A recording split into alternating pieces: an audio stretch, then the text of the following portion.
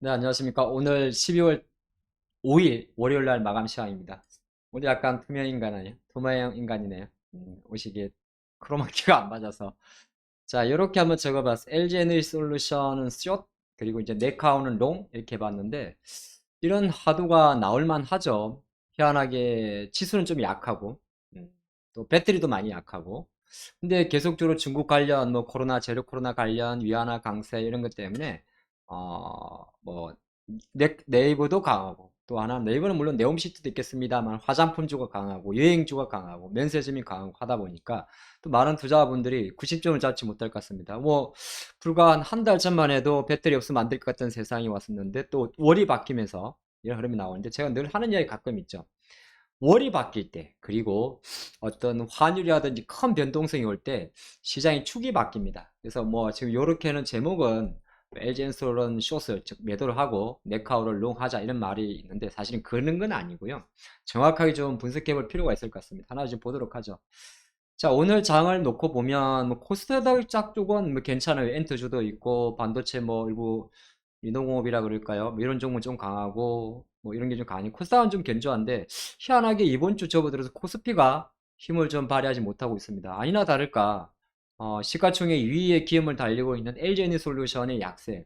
여기서 보게 되면 확연하게 뭔가가 보입니다. 뭐가 보이냐 하면 외국인들은 그래도 LG에너솔루션을 사주고 있는데 기관들은 연일 팔립니다. 그래서 이거를 조금 더 간단하게 그래프로 본다고 해도 저쪽에 보시게 되면 외국인들은 열심히 사고 있습니다만 기관들이 거의 뭐 연일 매도입니다. 지금 날짜만 봐도 한 달 내내 팔고 있죠. 그러다 보니까 시가총액 2위가 무너지게 되면 아무래도 이제 지수가 무너지겠죠. 그렇지 않아도 설상가상 이 삼성전자에 들어오는 수급 자체도 뭐 약간 보게 되면 이게 연기금은 계속 삼성전자를 팔고 있어요. 도대체 얘네들은 뭘 하는 걸까요?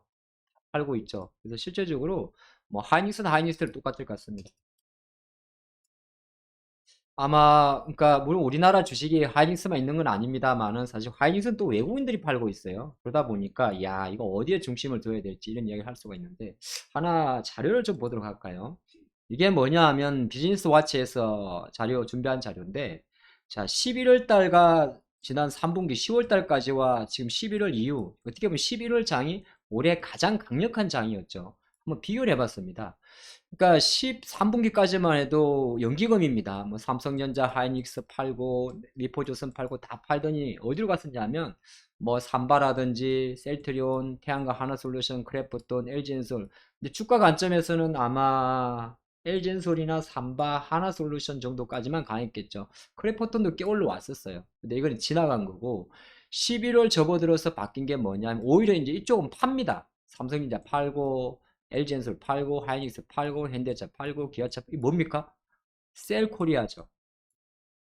반도체 팔고 배터리 팔고 연기금이 반도체 팔고 배터리 팔고 자동차 파는 게 아니라 정확히 놓고 보면 그냥 우리나라 코스피 파는 거예요.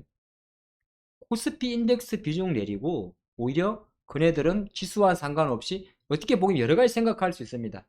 연말이다 보니까 BM 지수를 누른다고 볼 수도 있어요. 벤치마크 지수. 그렇죠? 주가를 눌러놓고 수익률 제고 측면에서 포스코홀딩스, 아모레퍼스피, A소프트, 네이버, 일산은가 내용이야 갖다 붙이기 나름이죠. 그렇죠? 뭐 중국이 어쩌고. 근데 이 내용의 핵심을 놓고 보면 확실히 코스피 지수, 그 코스피 지수를 누르고 그냥 낙폭 가대주가 될 수도 있고 어떻게 보게 되면 턴어라운드 기대감이 있을 수 있고 약간 그런 겁니다. 연기금들이 막연하게 뭐 네옴시티만을 그냥 베팅하지 않지 않겠습니까? 그러니까 약간 여기에서 어떤 생각이 드냐면 경제 민감주, 환율 수혜주, 환율 수혜주는 말고 그냥 한국 주식 팔고 지수 누르고 오히려 수익률 제고 측면에서 중국 관련, 뭐 위안화, 원화 강세 관련 이런 쪽으로 조금 베팅이 들어온다고 볼 수 있을 것 같습니다. 조금 더 디테일하게 제가 1개월 동안의 흐름을 놓고 보면 확실히 이건 조금 전에 본 거는 연기금이고 자, 뭐 연기금이 가장 크니까 기관 중에서 하지만 기관 전체를 봐도 거의 대동소이합니다. LG 팔고 다 팔죠. 조선 팔고 삼성엔진 팔고 방산 팔고 방산 팔고 그죠? 근데 사는 게 중요하니까 사는 쪽은 거의 대부분 여기에는 이제 삼성전자가 산 걸로 잡힙니다만은 그건 후반에 산 거고 근데 사실 삼성전자 별로 안 움직였잖아요. 올라간 것들을 놓고 보면 네이버 사고 있고 생활건강 있고 카카오 있고 로템 있고 로템도 한번 빚을 발휘했었죠.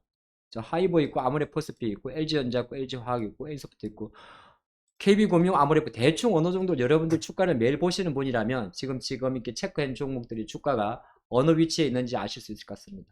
그래서 그 관점으로 보는데, 자, 여기에서 조금 재미난 게 있는데, 자, LG엔솔 같은 경우는 이렇게 한번 보시면 좋을 것 같아요. 어쨌든 간에 뭐 가장 중요한 거는 외국인들은 사고 있어요.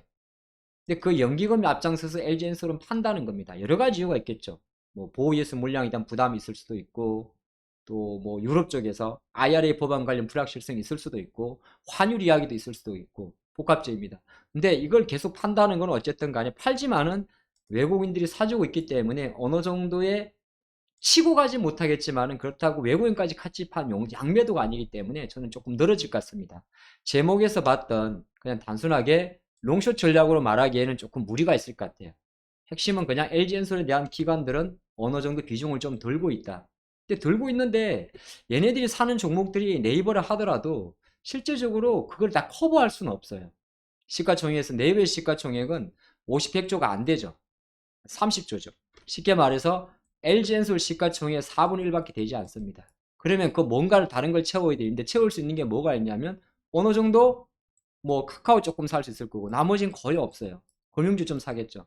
근데 이거 합쳐봤자 안 됩니다. 그러니까 단순하게 뭐 저 논리에 대해서는 저도 제목은 적어봤지만 여기까지 갈 것 같지는 않다는 생각을 하고 있고, 다만 여기서 우리가 투자 포인트를 삼아할 건 뭐냐 하면 어쨌든 네이버 쪽으로 매수가 들어온다는 거고, 지금 가장 큰 화두가 뭡니까? 가장 큰 화두가 중국의 위안화가 9월 13일 이후로 9월 13일입니다. 9월 13일로 다시 7위안 밑으로 내려온 겁니다. 9월 13일이 뭔지 아십니까? 9월 13일이 바로 우리가 추석 세고 본격적으로 9월장 급락장의 출발점입니다.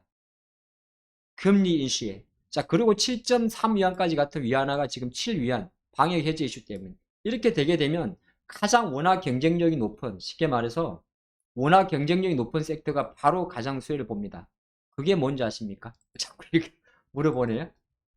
그게 뭐냐면 면세점입니다. 예, 그게 면세점이에요. 그래서 제가 호텔 신라 이야기를 많이 들으실 건데 호텔 신라 같은 경우는 양매수입니다. 그래요? 예. 지금 보시면 호텔 신라는 양매수예요. 외국인도 사고 기관도 사는 종목.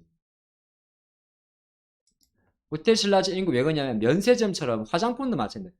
면세점 쪽이 가격이 간다는 것은 뭐냐면 따이공에 대한 구매력을 증가시키고, 그렇게 되게 되면 고급 브랜드를 갖고 있는 LG 생활건강이나 아모레퍼시픽의 주가가 기관들의 콜을 받을 수밖에 없습니다. 물론 외국인들은 아직까지는 불신하지만, 근데 기관들은 어쨌든 이건 왜냐하면 LG 생활건강이나 아모레퍼시픽은 기관의 종목이에요.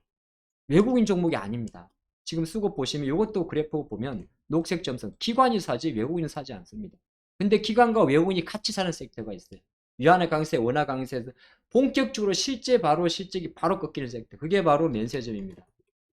그게 바로 호텔 신라가 있고, 또 하나가 파라다이스, 이런 종목도 거의 다 공통 종목입니다. 같이 들어오죠. 녹색 점선.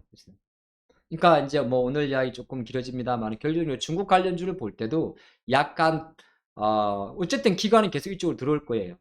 뭐 코스맥스도 살 것이고, 그죠?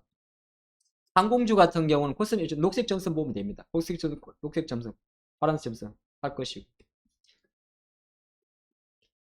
항공주 같은 경우는 아마 제 생각으로는 기관만 살 것 같습니다. 같이 들어오네. 왜? 이런 쪽이 전부 다 원화 강세, 위안화 약세, 면세점, 따이공, 중국 다 공통점입니다. 굳이 엔터 이런 주를, 굳이 SML 이런 종목을 기관들은 이제 살 것 같지는 않아요. 외국인들이 사는 종목이고. 그래서 지금 이건 조금 길게 했는데 포인트는 뭐냐 하면, 자, LG엔솔 숏, 기관들은 계속 LG엔솔을 팔려 할 것이고, 네이버 카카오롱, 사실 이거는 제가 약간 어그로예요. 무슨 말이냐, LG엔솔의 숏이 강해지는 만큼 기관들 매매에서 오히려 원화 강세, 위안화 강세 관련, 중국 내수 관련, 턴어라운드 실적 관련주의 매기세가 계속 들어올 수밖에 없습니다. 그 포인트 잊지 말기 바랍니다. 그런데 한 가지 제가 사족을 붙이자면, 지나친 원화 급락은 다시 어느 정도 마무리될 것 같습니다. 그러면 또 재미난 일이 벌어지겠군요. 오늘 여기까지 하겠습니다.